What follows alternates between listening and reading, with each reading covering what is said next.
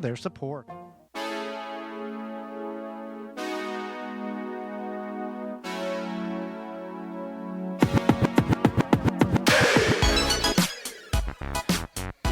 Welcome back to the Gardening with Joey and Holly radio show.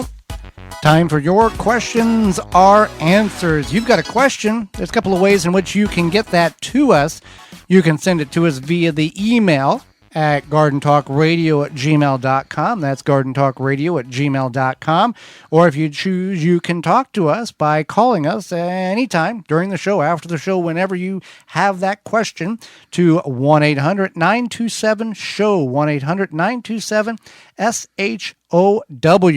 Well, Holly, we had a question come in from Carl. He listens to us on Freedom 1570 out of Minneapolis, Minnesota, and he has quite an intensive question here, lengthy, but very important. We're going to go through it piece by piece because it's information that's important right now and applicable. Carl wants to know, every year I start plants from seed, inside. Tomatoes, peppers, herbs, peas, and so forth. Every year the plants grow, sprout to 2 to 3 inches, then stall. They don't get any taller or stronger. They stay alive sometimes but don't thrive. Sometimes they just dry out. They don't do very well. For those that do survive, I put them outside, but they usually die at that time. They're too small. They don't do well. I have used growing kits with these expanding soil discs, the peat pots, and regular pots with potting soil. Nothing seems to make a difference. I don't have any south-facing windows, so I have very limited direct sun in the house. Could that be the problem? Is there anything I could do, or could it be anything else? Okay, so let's go through this piece by piece here so we can help Carl, and I'm sure if he's having this issue, many other people are. So the part of the problem is, let's start with starting tomatoes, peppers, herbs indoors. Good.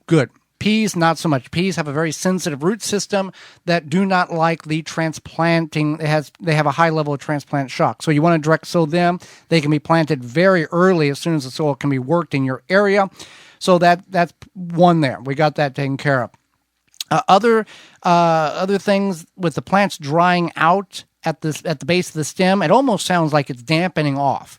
Now, dampening off is a disease, a fungal disease, that's caused by too much watering. And actually, the plant rots at the stem and the soil level. And many of the plants will just fall over and die. It also, if it doesn't kill the plant in that aspect, it will work itself into the leaves and then also can cause other problems during the early growth cycles. And it's highly susceptible and infected problem. The other problem is that those peat pellets, the expandable discs, they don't have any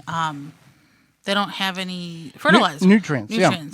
So you would want to use a nice potting soil that has slow release fertilizer with some vermiculite or whatever to help have those plants have some root growth. And the vermiculites for aeration and water absorbance. The roots to grow.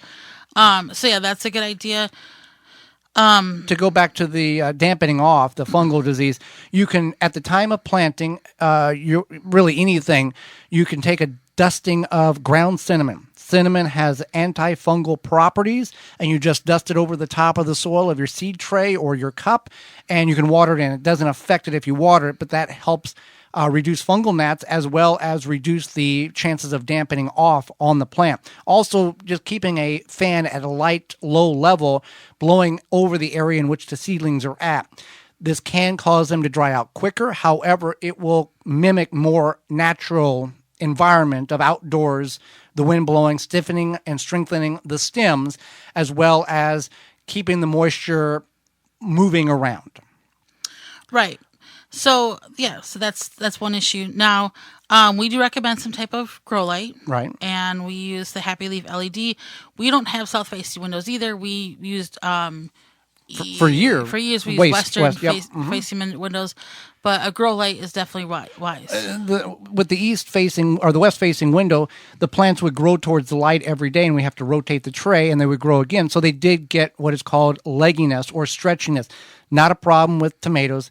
Big problem with brassicas, peppers, and eggplants because you can't bury those deeper, and it's irreversible. So it's legginess. If you are finding that your plants are very tall and spindly, it's because they're not getting enough light. It's irreversible. You can't go back and go, I'll give them more light and they'll fix. It doesn't work that way. So the best answer in those situations is to restart the seeds.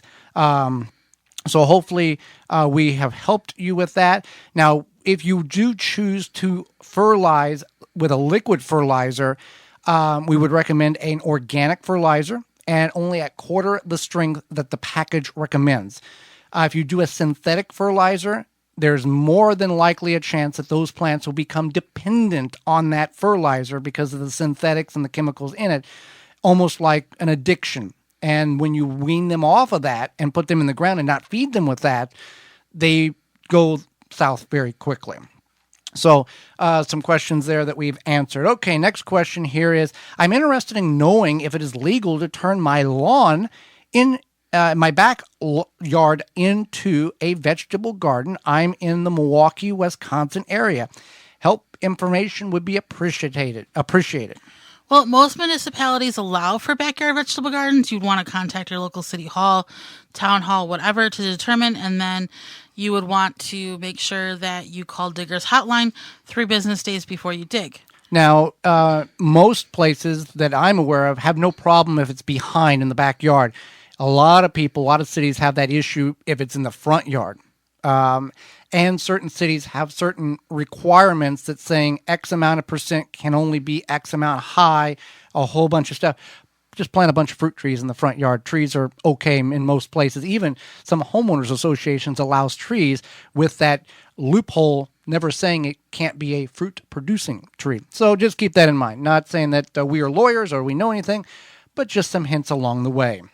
Okay, so somebody wants to know if they can fill their raised beds in the bottom with pine needles. The boxes are 26 inches tall. Very nice tall boxes.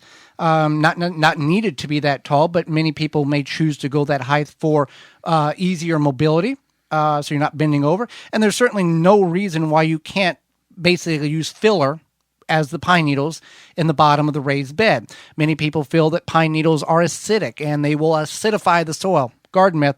Though they are 3.5% acidity on the tree as they set, when they fall and they break down, they neutralize to a 7 on the acidity alkaline scale. So there's no reason that you can't do that. However, if you put a lot of filler in, let's say pine needles or a whole bunch of leaves, those will break down, and what you thought was a level box at one point will decrease and compress a little bit because that material has dissipated into much smaller particles than what it once was when you put it in there. So you may have to continue to top off the raised beds every now and then in order to get to the aquatic, the level in which you want.